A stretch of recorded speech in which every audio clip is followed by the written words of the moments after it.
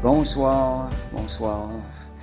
Ce soir, on va partager une déclaration de victoire, c'est « Je les cloue à la croix ». Merci Seigneur.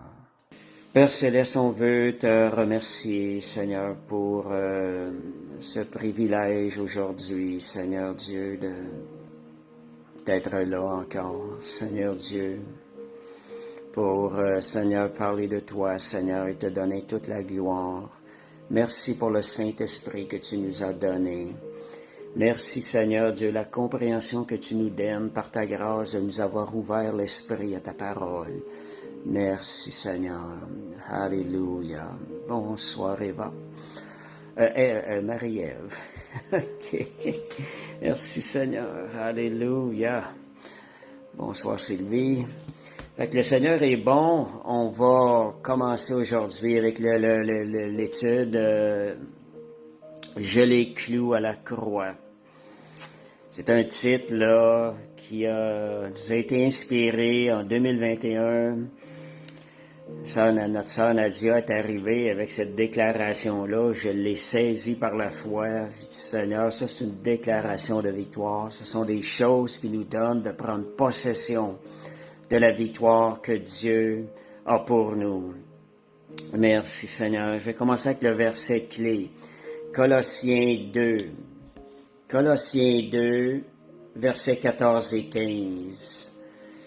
Ça dit, Jésus a effacé l'acte dont les ordonnances nous condamnaient et qui subsistait contre nous, il l'a détruit en le clouant à la croix.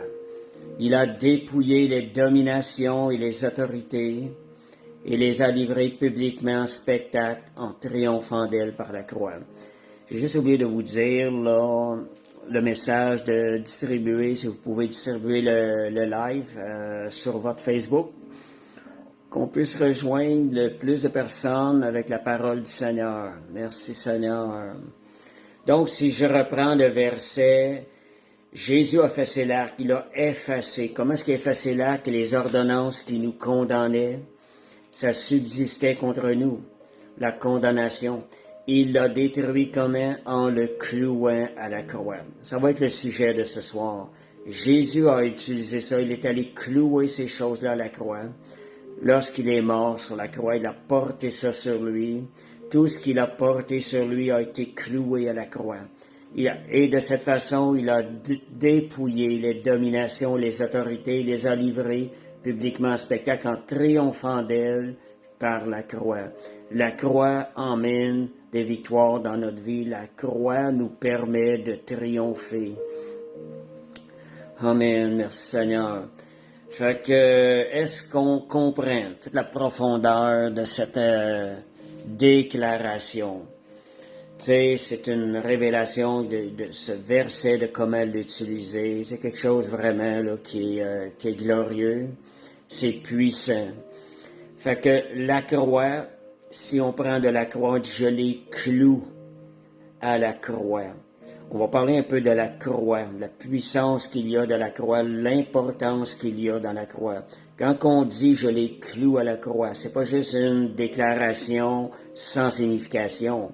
On l'a vu dans le verset, Jésus a cloué à la croix tout ce qui nous condamnait. Donc, la croix, c'est là où ce que Jésus a subi la malédiction que nous devions subir. C'est nous qui devions subir la croix, la crucifixion. C'est là où toute notre dette a été payée. C'est là où ce que Jésus a changé la malédiction en bénédiction. Vous savez, la croix était un objet de malédiction. Et c'est devenu pour nous un objet de bénédiction. Vous allez rencontrer peut-être certains chrétiens qui n'osent pas porter de croix sur eux, parce que j'en ai une, et que c'est pas mon cas. Fait que, il y en a qui n'osent pas porter de croix sur eux, disant que c'est un objet de malédiction. Mais savez, pour nous, aujourd'hui, ce n'est plus un objet de malédiction, c'est plutôt un objet de grande bénédiction. On va, à cause de ce qui se passe, on va voir ce qui se passe aujourd'hui dans nos vies à cause de la croix. Galates 3.13. Galates 3:13. Merci Seigneur. Alléluia. Galates 3, verset 13. Dieu est bon. Bon, Galates, je vais aller un petit peu plus loin, excusez. Galates 3, verset 13. Christ nous a rachetés de la malédiction de la loi, étant devenu malédiction pour nous, car il est écrit, malheur est maudit et quiconque est pendu au bois. Fait qu'on voit que la croix de base représentait malédiction. Mais Jésus a renversé ces choses-là.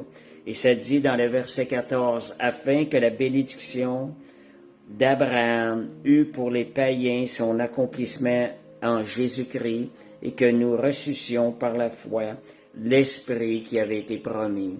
La croix, Jésus est allé sur la croix, fait que nous soyons bénis, que nous héritions de la bénédiction. Et celui qui, 2 Corinthiens 5, 21, celui qui n'a point connu le péché, il l'a fait devenir péché pour nous, afin que nous devenions en lui justice de Dieu. Donc, le fait que Jésus est devenu péché, la malédiction qui devait nous atteindre, elle est atteinte Jésus sur la croix. Et parce que le prix a été payé, la justice a été satisfaite par la malédiction qui a frappé Jésus à la croix. Aujourd'hui, nous autres, nous pouvons bénéficier de la bénédiction. On sait que l'ennemi ne veut pas ces choses-là. Ce soir, on va voir comment l'ennemi essaie de nous voler cette bénédiction-là, puis comment aussi la garder.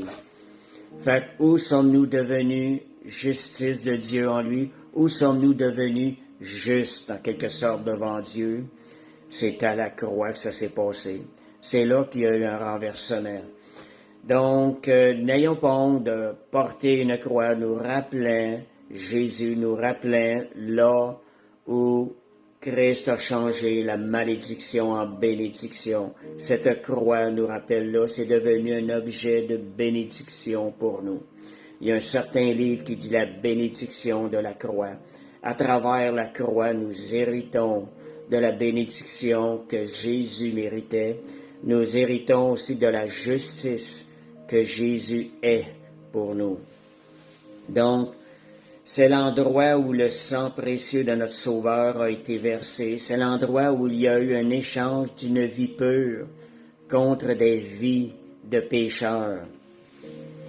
Et fait que vous voyez un peu lorsqu'on dit « je les cloue à la croix », réaliser toutes ces choses-là, ce qu'est la croix.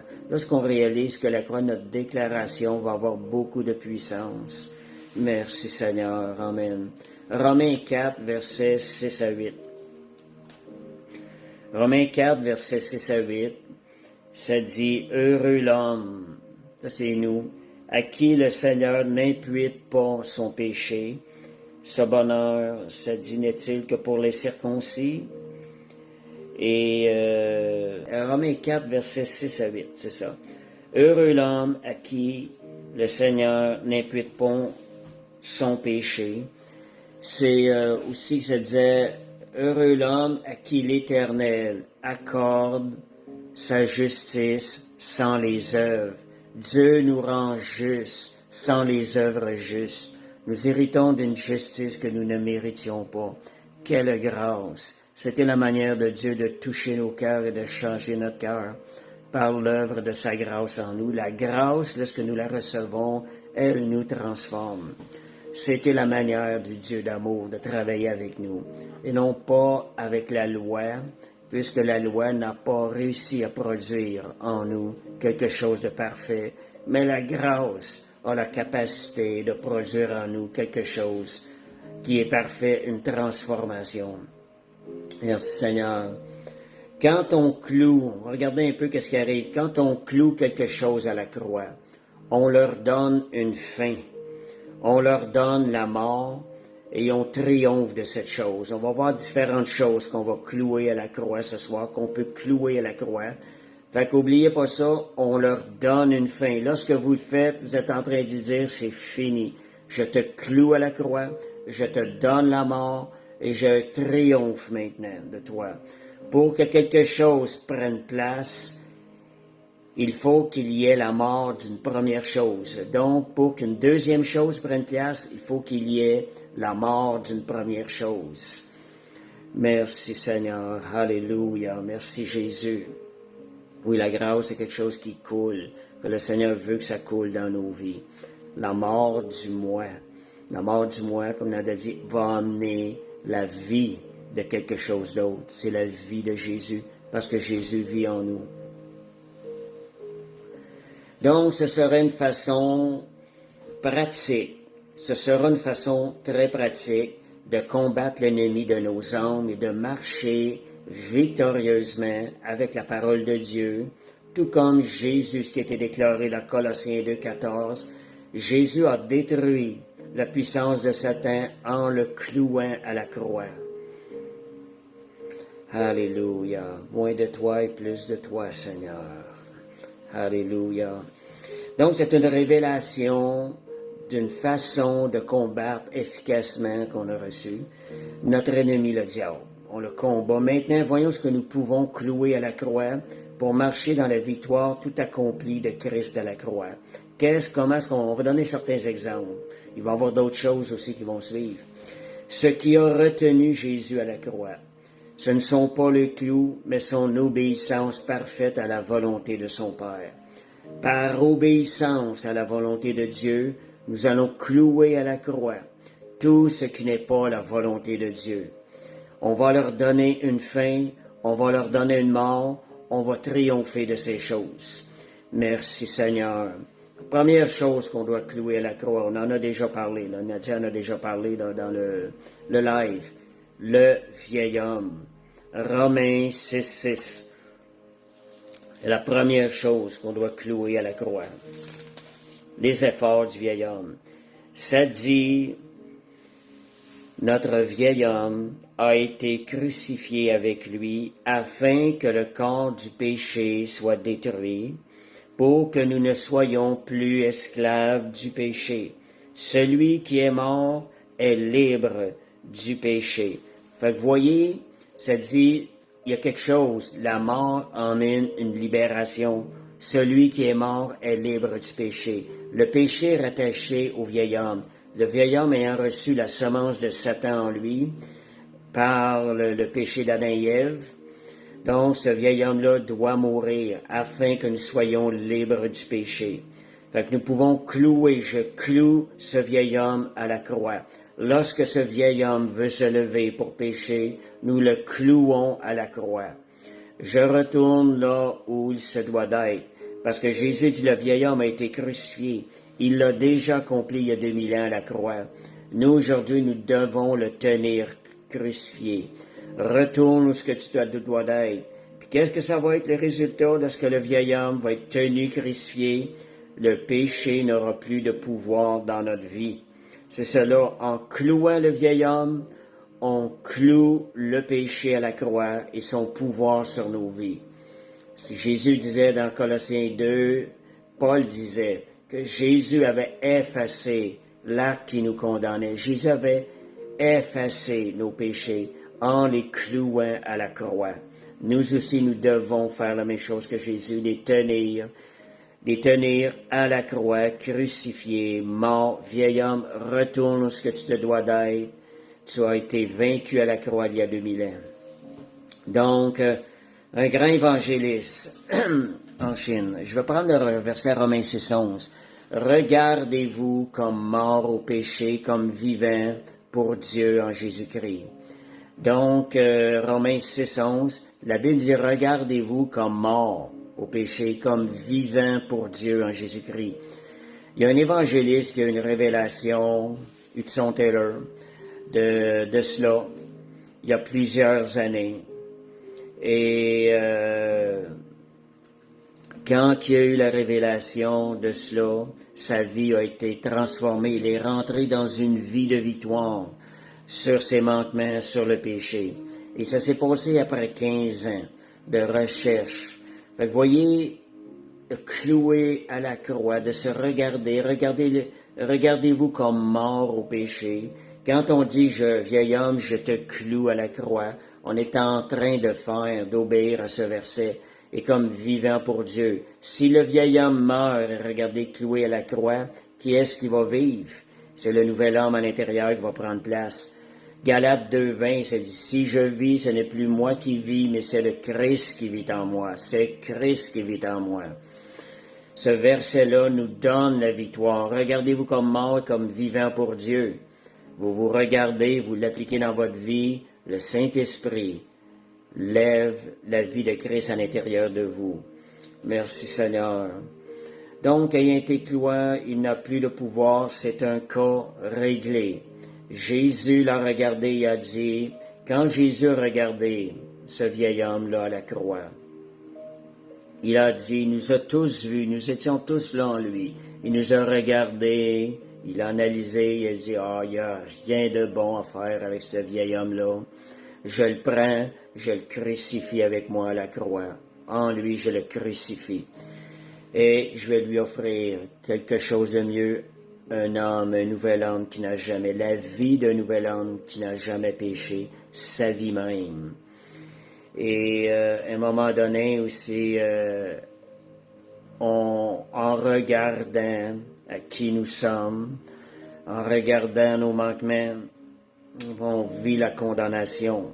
On cherche à servir le Seigneur. Le vieil homme essaie de se lever pour prouver à Dieu, peut-être que tu t'es trompé il y a 2000 ans. Il y a peut-être encore quelque chose de bon dans ce vieil homme-là. Vous savez que chaque fois qu'on essaie, qu'on retourne à faire des efforts dans la chair, on est en train de dire ça au Seigneur inconsciemment. On dit peut-être qu'il y a encore quelque chose de bon dans ce vieil homme-là. Fait que ça, c'est une erreur. Puis à un moment donné, et ça nous empêche de bénéficier de la victoire de Jésus et ça vient voler notre joie dans le Seigneur. Et à un moment donné, le Seigneur m'avait dit, il m'avait révélé ça, il dit à chaque fois que tu t'en fais pour le vieil homme, tu es en train de lui redonner la vie. Quand j'ai déjà tout réglé son cas, il y a 2000 ans, plus de 2000 ans à la croix. C'est un cas qui est réglé déjà. Fait que nous, on prend la parole de Dieu, on s'accorde avec la parole de Dieu. Regardez-vous comme mort au péché, comme vivant pour Dieu en Jésus-Christ. Tout comme l'évangéliste, il a commencé à mener une vie de victoire dans sa vie. Il a pu se réjouir de ce que Jésus avait accompli pour lui. Jésus avait vaincu le péché. Donc, 1 Corinthiens 15, 54, 56. On va parler aussi de la mort. Qu'est-ce qui engloutit? La mort a été engloutie dans la victoire. Ô mort, où est ta victoire? Ô mort, où est ton aiguillon? L'aiguillon de la mort, c'est le péché, et la puissance du péché, c'est la loi. On est en train de dire que lorsque la mort, elle est engloutie, Jésus l'a vaincue. Le péché n'a plus de pouvoir, et c'est la victoire dans notre vie qui vient prendre place. Elle engloutit la mort lorsqu'on va avec la parole.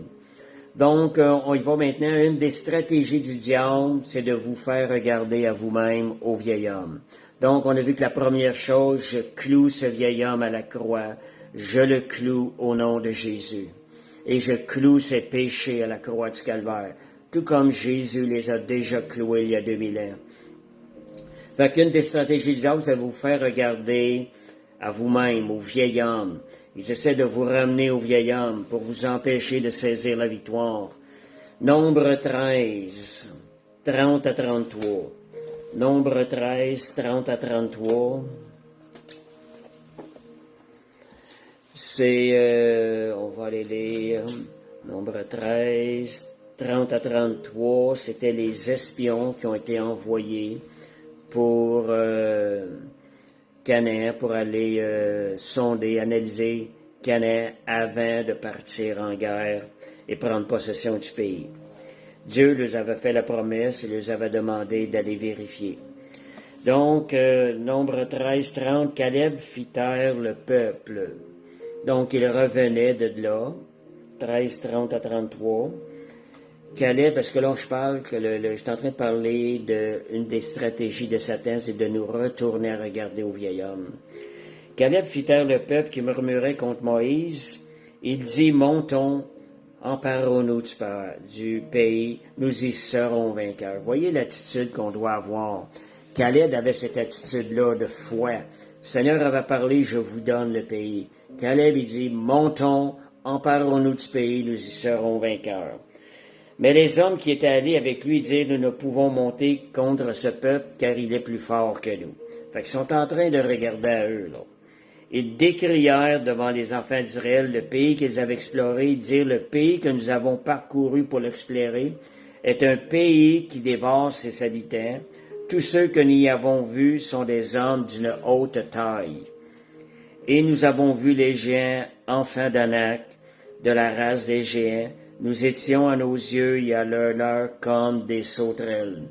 On appelle ça le complexe de la sauterelle. Oui, on peut être des sauterelles, mais il faut regarder plus haut. Ces géants d'Anak-là, dans le 3e ciel, l'armée céleste était plus fort et plus grand que ces géants-là. Où sont nos yeux? Nos yeux sont-ils sur ce qu'on voit ici-bas sur terre? Ou s'ils sont sur l'armée céleste qui est avec nous, sur les promesses de Dieu? Dieu, lorsqu'il donne ses promesses, il y a une armée céleste en arrière qui est prête à les accomplir dans notre vie si on veut les saisir, comme Caleb avait saisi la promesse. Fait que ce sont des promesses que le Seigneur a pour nous.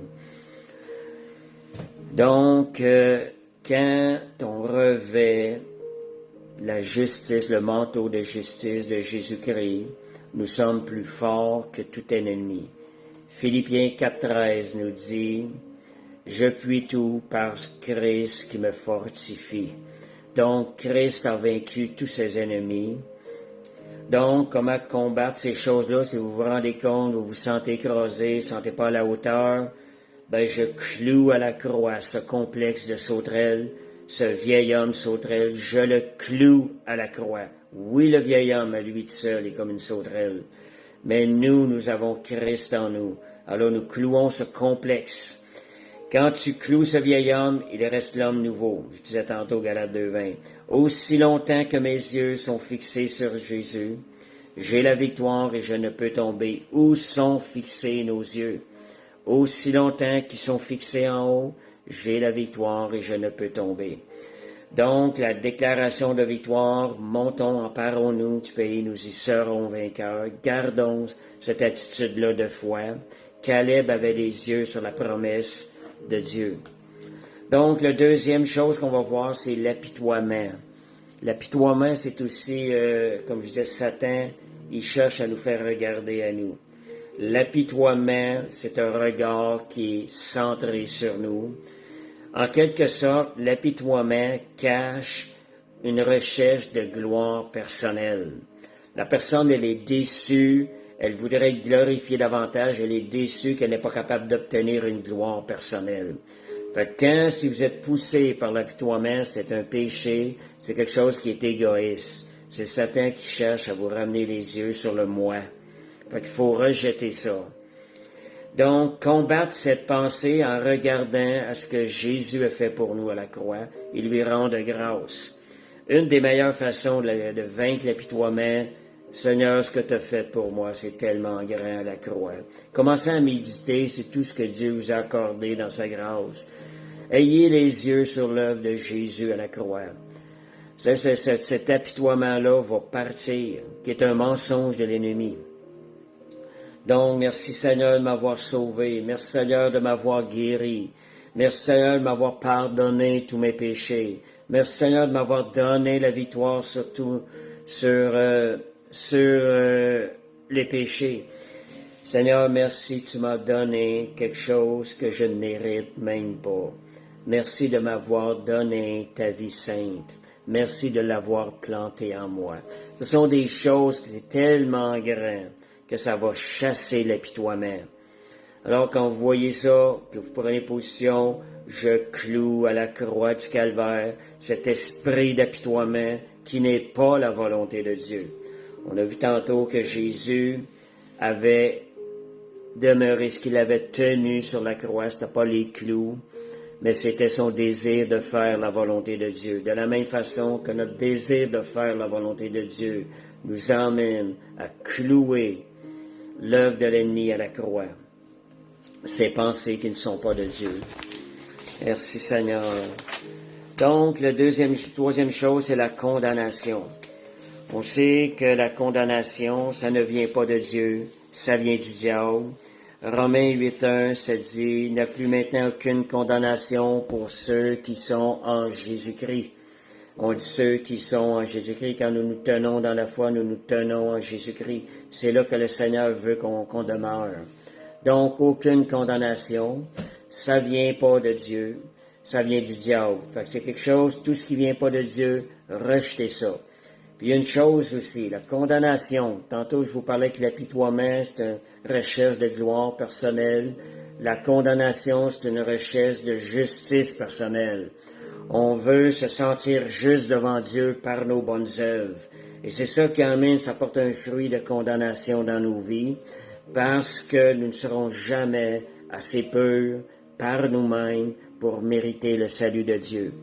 Donc, la condamnation, c'est une recherche de gloire personnelle, ça aussi, parce qu'on veut se justifier par nous-mêmes, de dire, oh, je veux sentir un peu le sentiment de justice, mais demeurons dans la grâce de Dieu. Alléluia. Ésaïe 64:6, on va voir ce que la parole de Dieu nous dit par rapport à la condamnation. Ésaïe 64:6. Merci Seigneur. La Bible nous parle de vérité. Ça dit 64:6. Alléluia. Ça dit, nous sommes, 64:5. J'ai dit 6, mais c'est 5. Nous sommes tous comme des impurs, et toute notre justice est comme un vêtement souillé ou une guenille, on peut dire guenille sale. Nous sommes tous flétris comme une feuille, et nos crimes nous emportent comme le vent. Fait que c'est ce que la parole de dit que nous sommes, c'est ce que nous avons hérité, la nature d'Adam et Ève. Fait que ne cherchons pas une justice qui est personnelle. La parole de Dieu nous a dit, il n'y en a pas. Romains 23, ça dit, nul ne cherche Dieu. Tous sont péchés, sont privés de la gloire de Dieu. C'est ce que la parole de Dieu nous déclare. La parole de Dieu, c'est pas qu'elle veut nous écraser, c'est qu'elle veut nous emmener à rechercher quelque chose de meilleur qui nous est disponible. C'est ce que Jésus a fait pour nous. Romains 3.27. Romains 3.27. Alléluia. Merci Seigneur. Romains 3.27. Ça dit, où donc est le sujet de se glorifier? Il est exclu par la loi des œuvres, non par la loi de la foi. Donc, le sujet de se glorifier est exclu lorsqu'on regarde ce que la parole de Dieu dit de nous. Elle dit, notre justice est comme un vêtement souillé. Il n'y a aucune gloire possible pour le vieil homme, mais recevons la grâce de Dieu.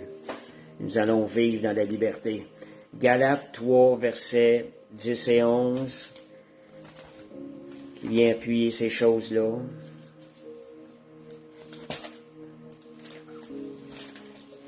Galates 3, versets 10 et 11. Des versets tellement importants, ça. Car tous ceux qui s'attachent aux œuvres de la loi, quand on parle des œuvres de la loi, c'est les efforts de l'homme dans sa nature pécheresse. Tous ceux qui s'attachent aux œuvres de la loi sont sous la malédiction, car il est écrit, maudit est quiconque n'observe pas tout ce qui est écrit dans le livre de la loi et ne le met pas en pratique. Avec un seul péché, nous sommes condamnables pour l'enfer. Mais Dieu nous donne sa justice. Et que nul ne soit justifié devant Dieu par les bonnes œuvres, qu'on dit par la loi, puisqu'il est dit, le juste vivra par la foi. Le Seigneur nous offre un chemin de victoire. C'est le chemin de la foi où on met toute notre espérance dans ce que Jésus a accompli à la croix. Et le recevons gratuitement, sa grâce. Donc, troisième chose, je cloue. Ce qui arrive dans ce temps-là, c'est la différence. J'ai juste fait expliquer une différence. Souvent, j'entends des gens qui parlent de culpabilité et condamnation, ne semblent pas voir la différence. Il y a une différence entre une culpabilité et une condamnation. Les versets que nous avons lus tantôt n'emmènent pas la condamnation, mais elles nous montrent notre culpabilité devant Dieu. La culpabilité devant Dieu, lorsqu'elle est produite par la parole et par le Saint-Esprit, elle va amener la repentance dans nos vies. On n'est pas parfait, on a besoin de se repentir. Seigneur, je me repens, Seigneur, je me détourne de ce péché et je reçois ton pardon non mérité. On est coupable dans certaines situations de notre vie, mais ne demeurons pas là, allons chercher la repentance et détournons-nous et recevons la grâce de Dieu.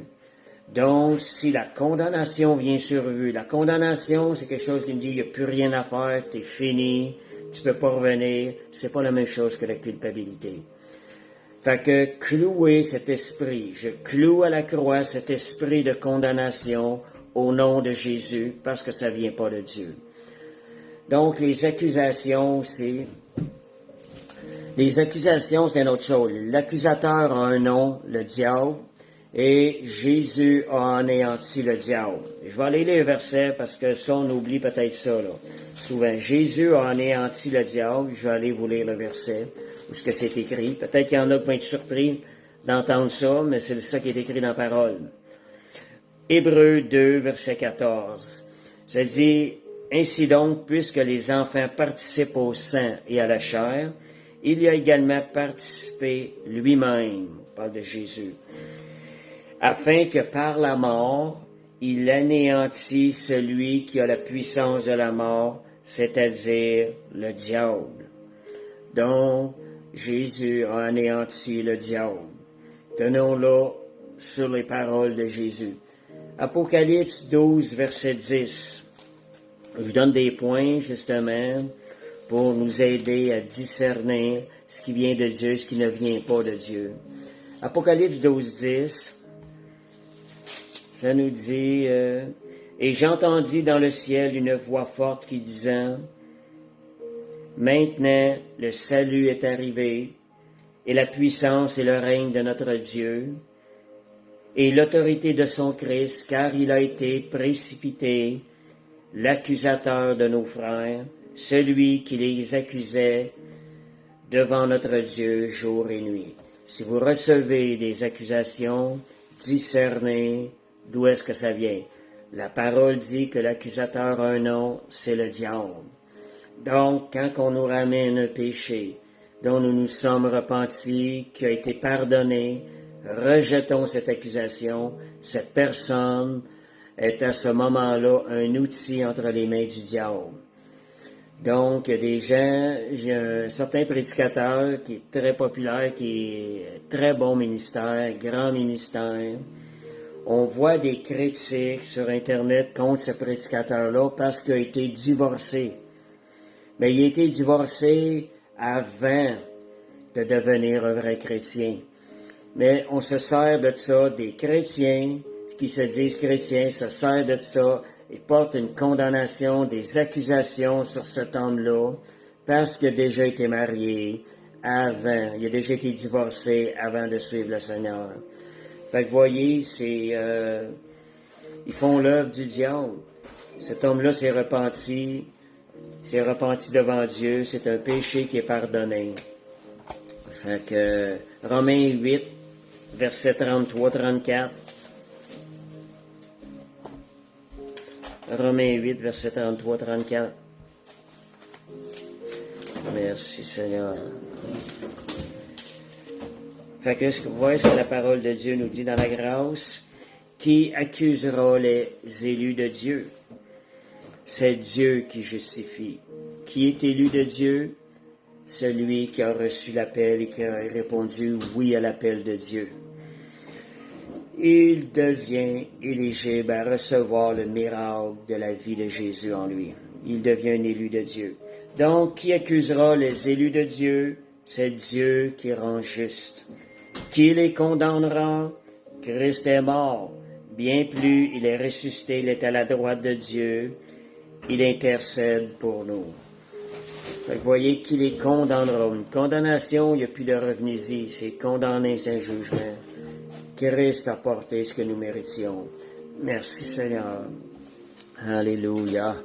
Gloire à Dieu. Donc, déclaration, je cloue à la croix cette accusation. Jésus m'a déjà tout pardonné par grâce. Alors, cette accusation qui vient, je la cloue à la croix au nom de Jésus. Puis quand je vous dis ça, réalisez ce que j'ai dit au tout début. La croix, cet endroit qui est un endroit de malédiction et qui est pour nous maintenant, à cause de Jésus, un endroit de bénédiction. Tout a été accompli. Quand on dit « je les cloue à la croix », on est en train de leur rappeler la victoire de Jésus à la croix sur ces choses. Réalisez quand vous le dites, c'est une déclaration très puissante. Et ça va vous libérer. Les mensonges de l'ennemi maintenant. Discernons les mensonges de l'ennemi. Comment qu'on peut discerner les mensonges de l'ennemi? En connaissant la Bible. Donc, connaissons notre parole. On va discerner les mensonges de l'ennemi. Des fois, certaines personnes parlent d'un esprit de discernement. Premièrement, le discernement se trouve en connaissant notre parole. Et on peut se tromper des fois en esprit. Si on se fie, je ressens ci, je ressens ça, c'est la parole de Dieu. Alléluia. Merci Seigneur. Fait que aiguisons notre épée avec la lecture de la parole de Dieu, l'épée de l'esprit. C'est comme ça qu'on va aiguiser notre épée. On sait que la parole de Dieu est une épée. En lisant la parole de Dieu et en la déclarant, notre épée, je dirais, des fois on dit notre épée à la longe, entre les mains des anges. Là. Fait que Jean 10, et on parle de mensonge de l'ennemi, le voleur ne vient que pour dérober, égorger et détruire. Vous savez qu'on dit de voler. J'ai souvent remarqué qu'un voleur, avant de devenir voleur, il a commencé à être menteur. Un menteur, quand il continue, va devenir un voleur. Le diable, il est venu pour voler, égorger et détruire. Puis il va emmener du mensonge, il va essayer de venir du mensonge dans votre vie. Donc, Jean 8, 44, le diable, ça dit que le diable est le père du mensonge. Donc, tout mensonge a son origine dans le diable. Il est meurtrier. Et il essaie de nous faire croire qu'il y a du pouvoir, mais c'est seulement nous qui pouvons lui donner du pouvoir. Il ne faut jamais oublier ça. Il a été dépouillé. Par nous avons reçu une autorité. Fait que la seule manière qu'il peut obtenir un peu de pouvoir, c'est à travers nous. Parce que c'est nous qui avons reçu l'autorité. Donc, on l'a abandonné, on l'aura abandonné entre ses mains. Par le mensonge, le diable essaie de nous voler. Fait qu'il va venir mentir par des choses, on ne connaît pas assez sa parole. On peut des fois recevoir le mensonge pensant que c'est ça la vérité. Tout ce que nous entendons qui est contraire à la parole de Dieu est un mensonge de l'ennemi. Jésus est le chemin, la vérité et la vie. Donc, je cloue à la croix les mensonges de l'ennemi dans ma vie, car la parole de Dieu est la seule vérité. Un mensonge qui vient vers vous, vous discernez ce mensonge, je te cloue à la croix maintenant au nom de Jésus. Les pensées maintenant, les paroles négatives envers vous sont d'autres choses où nous pouvons clouer à la croix. Quand je dis des paroles négatives envers vous ou d'autres personnes, vous pouvez entendre des paroles négatives envers d'autres personnes. Une pensée vous est semée par l'ennemi dans vos pensées, quelque chose de négatif envers les autres personnes. Je vous donne l'exemple, 1 Corinthiens 13, 5, l'amour ne soupçonne pas le mal. Comme je vous disais cette semaine, c'est un très bon film pour filtrer les pensées qui viennent de Dieu, qui ne viennent pas de Dieu. Si une pensée vous vient contre une personne ou contre vous, filtrez ça, rejetez ça. Je rejette cette pensée négative au nom de Jésus. Je rejette ces pensées du diable. Je les cloue à la croix. Donc, Dieu est amour. Donc, sachez que Dieu est amour. On retrouve ça dans 1 Corinthiens 13. Si cette pensée-là ne reflète pas le cœur de Dieu, rejetez ces pensées-là, clouez-les à la croix.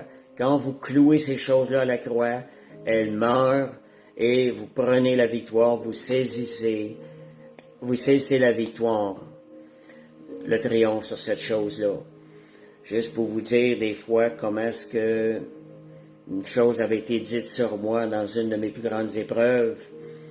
personne qui était en autorité avait dit, laisse-le aller, il n'y a plus rien à faire avec lui. Dieu ne pense pas ainsi de nous. Même si on peut avoir des hommes de Dieu, ils peuvent s'échapper des fois par des paroles négatives. Il faut rejeter ces paroles-là, parce que nous sommes l'instrument que Dieu travaille, nous sommes le vase que Dieu, le bon potier, est en train de travailler. Nous avons un bon berger qui est le Seigneur. Si nous sommes entre les mains du bon berger, nous laissons travailler, Dieu va faire une œuvre merveilleuse. Ce ne sera jamais ce genre de parole-là qui va nous faire ressentir. Comme quoi on n'a plus rien à faire, abandonnons-le. Fait que Philippiens 4, 8. Par grâce, Dieu m'a gardé. Le bon berger, merci Seigneur. Philippiens 4, 8. Méditons et confessons ce verset afin de tenir nos pensées dans le Seigneur. Il était un temps que je traînais ce petit papier-là sur moi pour m'exhorter à avoir ce genre de pensée-là. Philippiens 4, 8. Philippiens 4, 8. Ça dit au reste, frère, que tout ce qui est vrai, tout ce qui est honorable, tout ce qui est juste, tout ce qui est pur, tout ce qui est aimable, tout ce qui mérite l'approbation, tout ce qui est vertu et digne de louange, soit l'objet de vos pensées. Il y a beaucoup de choses honorables, vraies, justes, pures, aimables. Tout ce qui mérite d'être approuvé soit l'objet de vos pensées. Combien on a besoin de se rappeler ces choses-là? Je pense que réécrivez ce verset-là, un petit papier, relisez-le de temps en temps, entretenez vos pensées sur des choses de ce genre, des pensées qui sont bonnes. Veillons sur nos pensées, nos paroles, pour ne dire que de bonnes paroles aussi envers les personnes. Quand nous parlons de quelqu'un, que nos paroles soient accompagnées de grâce, assaisonnées de sel. Colossiens 4, 6. Fait que rejetez ces pensées négatives-là, dites-les, je rejette ces pensées négatives-là au nom de Jésus. Vous avez des pensées sur quelqu'un qui sont négatives, rejetez-les, je les cloue à la croix du calvaire au nom de Jésus. Fait que un autre point qu'on peut clouer, il y a beaucoup de points qu'on peut mettre en pratique, utiliser ce genre d'armes-là, ce genre de combat-là, ce genre de bataille-là, afin d'en ressortir victorieux. Les inquiétudes du lendemain. Matthieu 6, 26 à 28. Qu'est-ce qu'on peut changer à notre vie par une inquiétude? Vraiment, regarde, qu'est-ce qu'on peut changer à ça? Il n'y a rien. Donc, pourquoi s'attarder à quelque chose qu'on ne peut pas changer? Soyons réalistes, Seigneur, je veux avancer. Je veux regarder des choses qui vont faire avancer dans ma vie. Ça change quoi dans ma vie, cette inquiétude-là? Matthieu, c'est des choses des fois que je réalise quand je vois ça. Ça change quoi d'avoir de la crainte, d'avoir des inquiétudes? Mais on va lire ce que ça dit. Matthieu 6, 26 à 28. Regardez les eaux du ciel, les oiseaux du ciel, ils ne sèment ni ne moissonnent, ils n'amassent rien dans des greniers, et votre Père céleste les nourrit. Regardez comment nourrir. Nous nourrissons-nous de la parole de Dieu. Et ne valez-vous pas beaucoup plus que, Seigneur, inquiétude des fois qu'on va manquer de quelque chose, est-ce que Dieu va pourvoir ou pas? Ce n'est pas de Dieu. Dieu, sa nature, il est l'Éternel qui pourvoit à tous nos besoins. Rejetons ces pensées d'inquiétude-là. Ça dit cependant, verset 27, qui de vous, par ses inquiétudes, peut ajouter une coudée à la durée de sa vie? Voyez-vous, l'inquiétude, qu'est-ce qu'elle peut changer? Qu'est-ce qu'elle peut ajouter à la durée de notre vie? Rien. Fait que rejetez ça, dites je rejette, je cloue à la croix ces inquiétudes et j'ouvre la porte à la paix de Jésus dans ma vie. Ce sont des déclarations de victoire. Je cloue à la croix. Imaginez-vous la croix, les clous, le sang de Jésus qui a été versé. Et ces inquiétudes-là étaient là à ce moment-là lorsque Jésus est allé. Amen. Comme on peut dire, Seigneur, tu as déjà pourvu à mes besoins, je n'ai pas à m'inquiéter. Comme notre sœur Nadia mentionne. Donc, rappelez-vous comment le Seigneur aussi a pourvu. Et donc, Philippiens 4, 6, 7, ne vous inquiétez de rien, mais en toute chose, faites connaître à Dieu vos besoins par des prières et des supplications. Et ça dit comme résultat, la paix de Dieu qui surpasse toute intelligence gardera vos cœurs et vos pensées en Jésus-Christ. Vous savez, on a un pas à faire, nous autres. Le Saint-Esprit. Donc ça, c'est Philippiens 4, versets 6 à 7. Le Saint-Esprit est avec nous. Nous, on fait le premier pas d'obéissance. Et le Saint-Esprit est là pour nous aider. Il va nous donner une paix qui surpasse toute connaissance. On sait que l'inquiétude vient voler notre paix. Lorsqu'on cloue l'inquiétude à la croix, la paix va nous être redonnée. Merci Seigneur. Et un autre point, les frustrations de la vie et l'irritation. Est-ce que vous avez tendance à frustrer pour quelque chose ou à vous irriter pour quelque chose?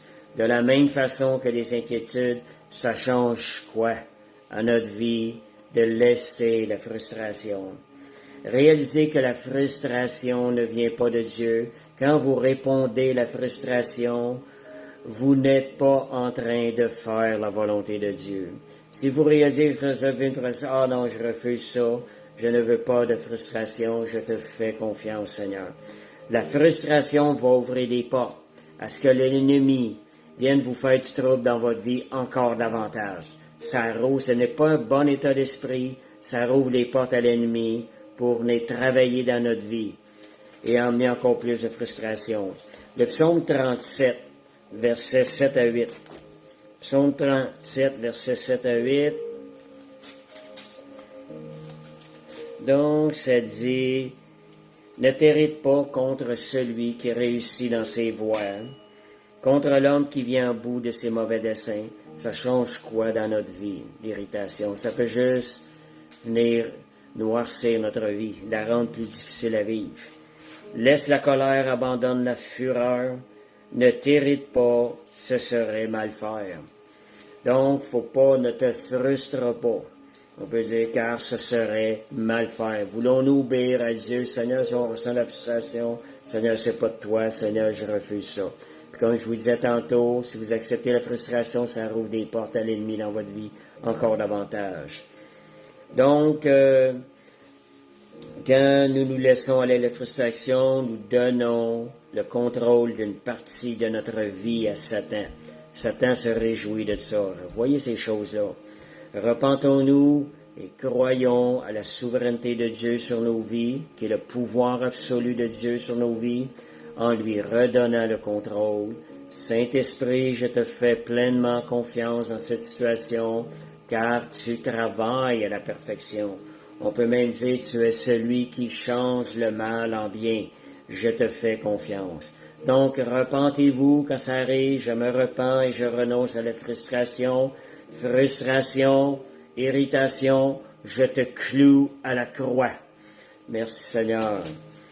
Autre chose aussi, 1 Pierre 2,24, par les meurtrissures de Jésus, nous avons été guéris, cloués à la croix, toute maladie, toute infirmité, lorsqu'elle se présente. Je cloue à la croix cette maladie, cette infirmité que Jésus a déjà portée à la croix. Ça a déjà été porté. Fait que, merci Seigneur, pensez de faire plaisir au Seigneur plutôt qu'à Satan. Votre désir soit de lui être agréable.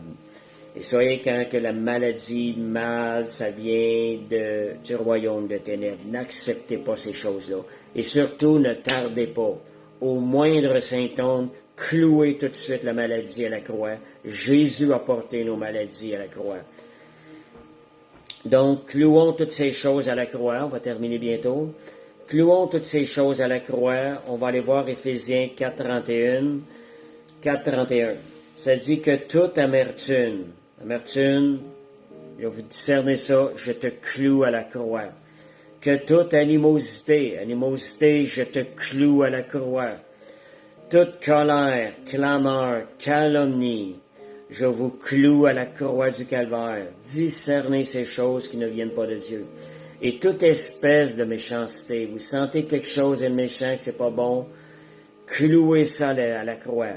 Le verset nous dit que cela disparaisse du milieu de nous, qui sommes chrétiens. Amertume, animosité, colère, clameur, calomnie, espèce de méchanceté, que ça disparaisse. En les clouant à la croix, on les met à la mort et on vient triompher de cette chose qui vient pas de Dieu.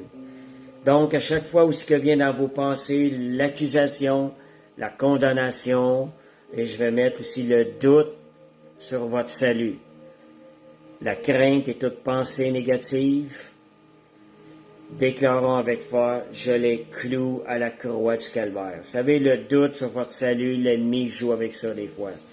Clouons à la croix. Doute sur mon salut, je te cloue à la croix du calvaire. Et pendant que vous êtes ça, vous êtes en train de recevoir la parole de Dieu, ce que Dieu vous dit de vous. Merci Seigneur. Puis comment être fondé? Je parle sur le doute du salut. Qu'est-ce qui peut nous emmener à ne plus douter du salut? Moi, ce que je vois, c'est que le fondement de votre vie soit qui demeure fondé sur l'amour de Dieu. Si vous êtes fondé, votre foi elle est fondée sur l'amour de Dieu. Imaginez-vous un Père terrestre. Qu'est-ce qu'il ferait pas à ses enfants? Combien plus un Dieu d'amour qui est venu adopter ses enfants ne gardera pas-t-il ses enfants et ne veillera-t-il pas sur lui? Donc, gardez que votre fondement pour votre salut soit l'amour de Dieu, la grâce de Dieu.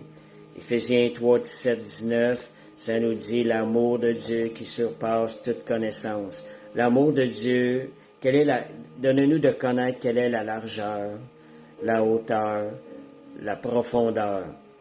Largeur, hauteur, profondeur, qui est de l'amour de Dieu qui surpasse toute connaissance, de sorte que nous soyons remplis jusqu'à toute la plénitude de Dieu. Si vous demeurez dans l'amour de Dieu, le Saint-Esprit va vous remplir de sa plénitude. Amen. Donc, tout a été cloué à la croix. Quand Balthazar nous dit, notre pasteur nous dit, lorsque nous vivons la plénitude de la victoire de Christ, les choses demeurent clouées à la croix. Ce que Jésus a cloué il y a 2000 ans à la croix, comme Colossiens 2,14 nous le mentionne, ces choses-là retournent où elles se doivent être. L'œuvre de Christ s'accomplit. Christ nous a délivrés. Christ nous donne de marcher dans sa victoire. Merci Seigneur. Alléluia. Gloire à Dieu. Fait qu'on va terminer avec ça. Merci Seigneur pour sa grâce. Merci pour son amour. Que Dieu nous donne la révélation et que le Saint-Esprit de cette déclaration et que le Saint-Esprit nous rappelle cette façon de combattre qui nous emmène dans la victoire et qui plaît au Seigneur et cette façon de combattre qui ramène la victoire de Christ dans nos vies. Merci Seigneur. Seigneur, on va terminer par la prière. Dieu est bon. Fait que, Père Céleste, merci pour la victoire de Christ accomplie à la croix du Calvaire. Merci Jésus de ce que tu as déjà tout cloué, ces attaques de l'ennemi dans nos vies, ces choses négatives. Tu les as clouées à la croix. Tu lui as mis fin à ces choses pour nous. Et tu as gagné la victoire à notre place. Merci Jésus. Donne-nous d'être fidèles à toi, Seigneur. Et Seigneur, nous aussi de tenir ces choses crucifiées à la croix, clouées à la croix. Merci pour ton Saint-Esprit qui va nous rappeler ces choses-là. Au nom de Jésus. Merci Seigneur. Alléluia.